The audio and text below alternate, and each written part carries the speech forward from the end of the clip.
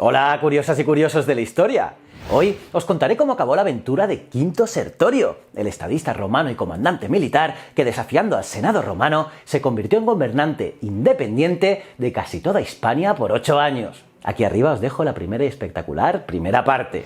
Si os acordáis, Sertorio y su joven y dócil cierva Blanca se apoderó de casi toda la Hispania Citerior y la parte lusitana de la Ulterior, quedando el quinto Cecilio Metelo Pío recluido en Córdoba y dominando el valle del Betis, el Guadalquivir, y parte del Anna, el Guadiana. Además, todo el valle del Iberus, el Ebro, secundó la revuelta, en especial los celtíberos en detrimento de los vascones, que se mantuvieron al margen, fieles a las fuerzas gubernamentales. Pero, ¿cómo acabó la revuelta? ¿Qué contraataque realizaron los romanos? ¿Cómo fue el final de Sertorio? Pues bien, de todo eso hablaremos hoy, así que quédate conmigo ya que es una historia muy interesante y curiosa. Y ojo, que en los próximos días también os hablaré de curiosidades de la antigua Grecia. Por lo tanto, si no quieres perderte nada, suscríbete y dale a la campanita para estar al día de todas las historias que publico cada semana. Soy JJ Priego, esto es Historias de la Historia, y aquí se cuenta la historia de otra forma. Si quieres saber más, acompáñame.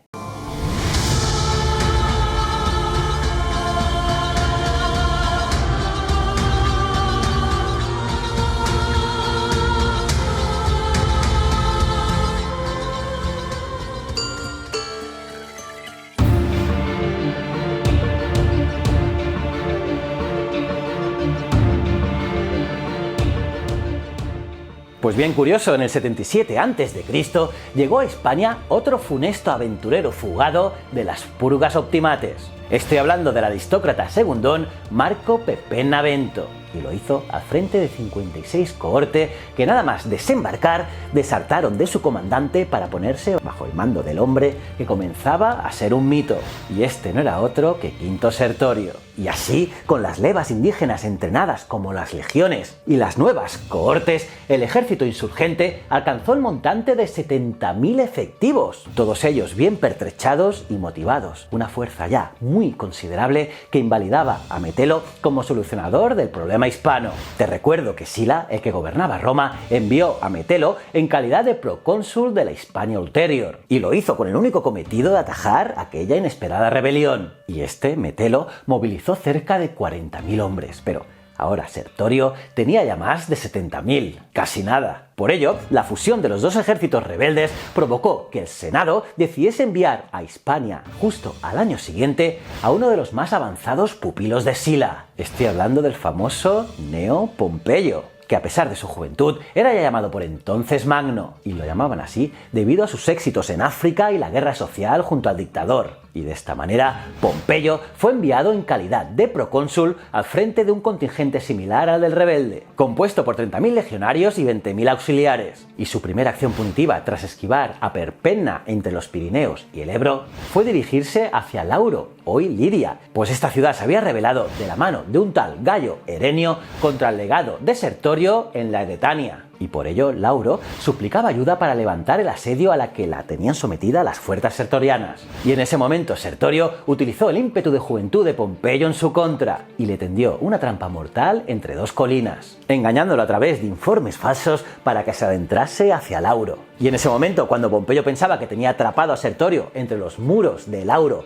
y sus legiones, el Sabino apareció a su retaguardia y lo inmovilizó entre las líneas de Herenio y las suyas. Y así, tras un tenso cerco en una escaramuza cercana a la ciudad sitiada de Lelio, uno de los legados de Pompeyo perdió cerca de 10.000 hombres. Y los perdió tratando de rescatar una desafortunada salida de forrajeo. Y con aquel revés, perdiendo 10.000 hombres sumado a la inmovilidad de Pompeyo, obligó a los edetanos a rendirse, y la ciudad fue incendiada como represalia por su sedición, mientras que el joven y humillado Optimate tuvo que retirarse a invernar en la Galia. Pompeyo ya sabía cómo se las gastaba Sertorio. Pero poco tiempo le duró la alegría a Sertorio, pues en el año 75 a.C.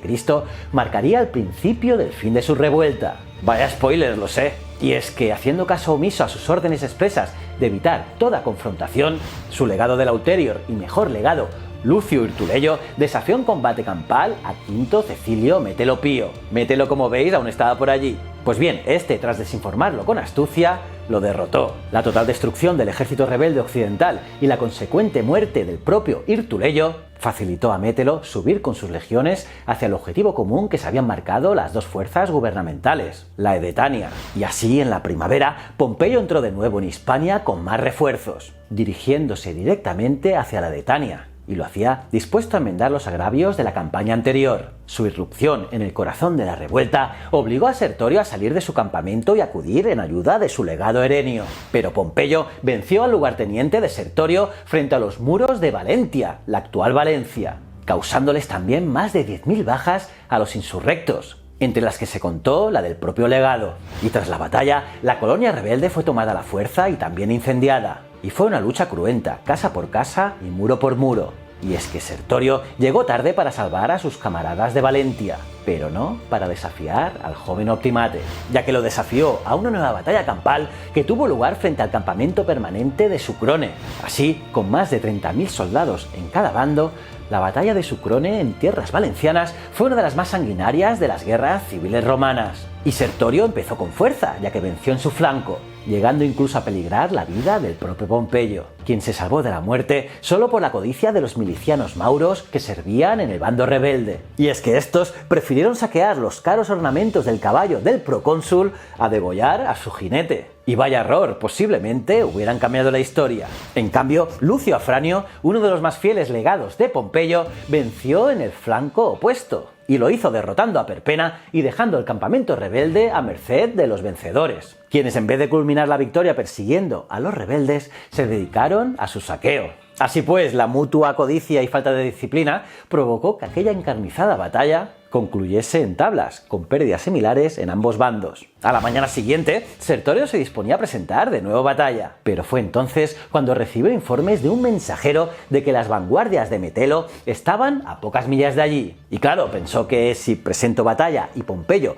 no ataca, puedo quedar atrapado entre dos ejércitos imponentes. Incluso, Sertorio dijo con desprecio a sus oficiales tras escuchar al mensajero lo siguiente: sin esa vieja, haciendo referencia a Metelo, habría mandado a Roma a ese niño hablando de Pompeyo luego de haberle dado de palos, burlándose así del viejo glotón amanarado que era Metelo y del inexperto Pompeyo. Pues bien, por todo ello, Sertorio ordenó después levantar estacas y así dirigir a sus tropas evitando el choque directo.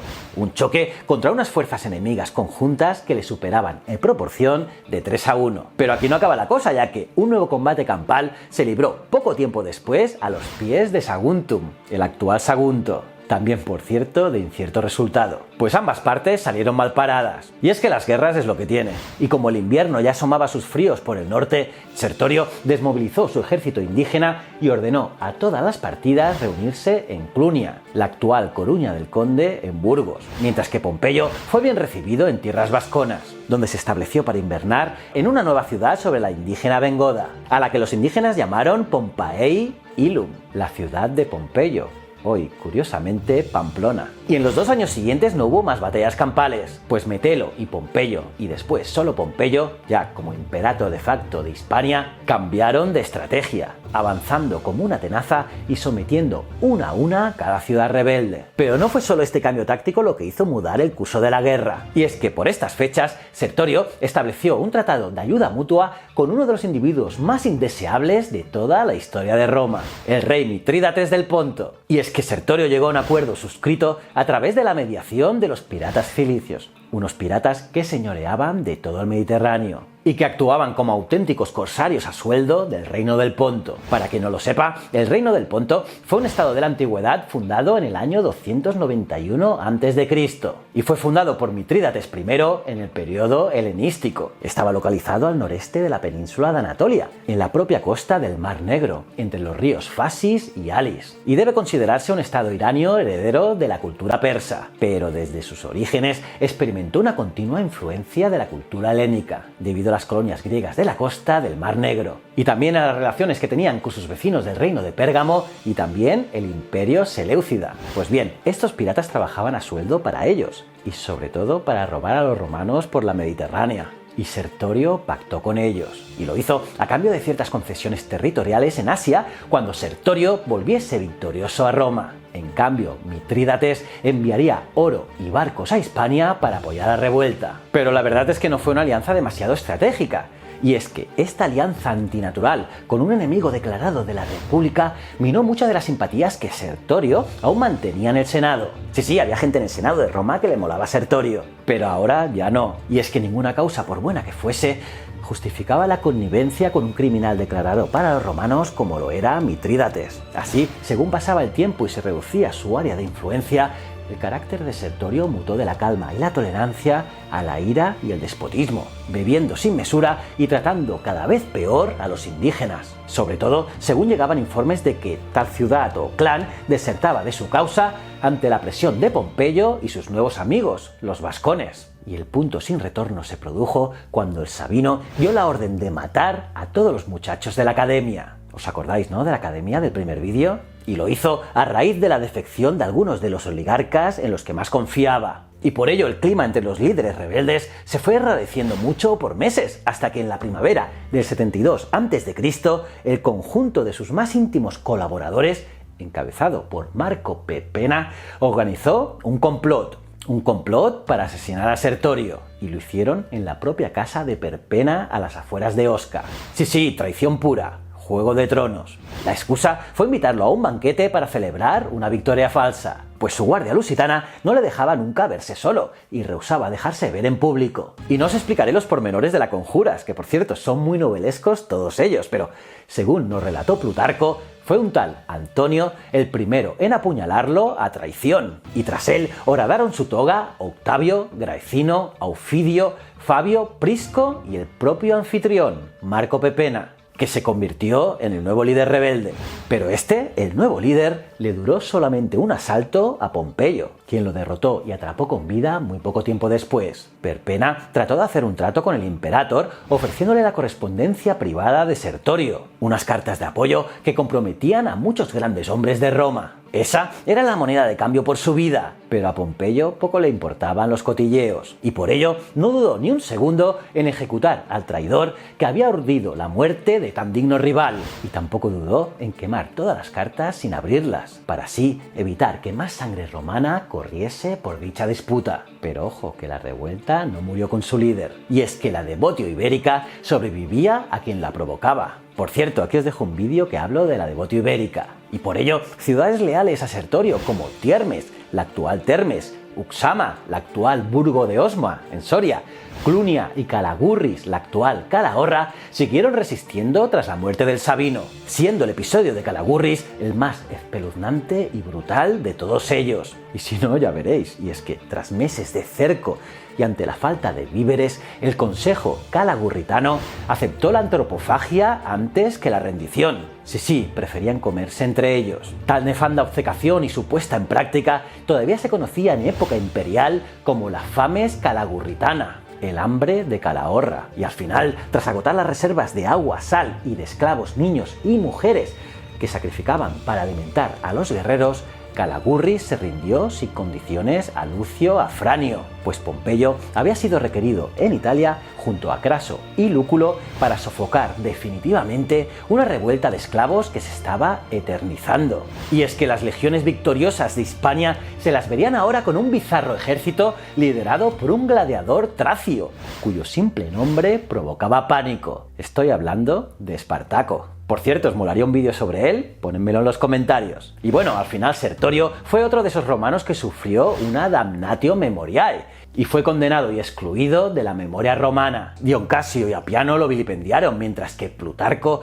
ensalzó su talento para la guerra de guerrillas. Sin duda alguna fue un genio táctico de su época, capaz de poner en jaque, con recursos muy limitados, a la maquinaria militar más eficaz de su época. Y quizás se devoró a sí mismo y perdió su estudiada compostura al darse cuenta de que no podía ganar y que solo podía aspirar a ser un nuevo Pirro, cuyas inútiles victorias parciales le alejaban más y más de la victoria total. Y nada curioso, seguro que con estas historias de Sertorio has aprendido muchas cosas. ¿O no es así? ¿Cómo os habéis quedado, curiosas y curiosos? ¿Qué os ha parecido la vida de Sertorio? Estos dos capítulos, ¿os ha molado? Me lo puedes decir en los comentarios, los leo todos. Y nada, aparte de darle like al vídeo, suscribíos y campanita, os recomiendo este vídeo de aquí que está brutal, que es tremendo, que lo tenéis que ver sí o sí. Y si no eres suscriptor, dale a este botón. Y estos dos botones son mis otros dos canales, tanto Ciencias de la Ciencia como Easy Promos TV. Y recuerda, el conocimiento es un requisito esencial para la supervivencia. Muchísimas gracias.